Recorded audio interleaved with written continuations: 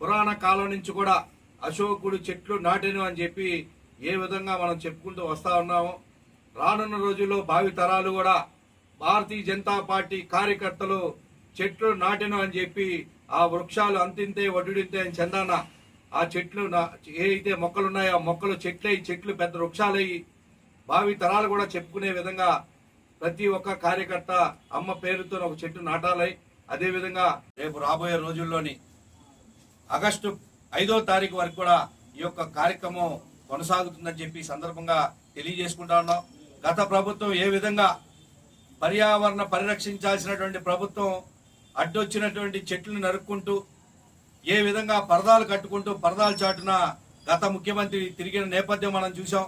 అనేక చెట్లు రాష్ట్రంలో అడ్డొచ్చినటువంటి అనేక చెట్లని కూడా నరుక్కుంటూ వెళ్ళిపోవడం చూసాం.